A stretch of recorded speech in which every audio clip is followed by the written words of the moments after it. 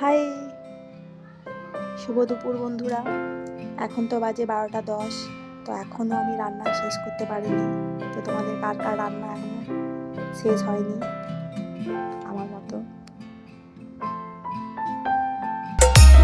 তোমার আকাশ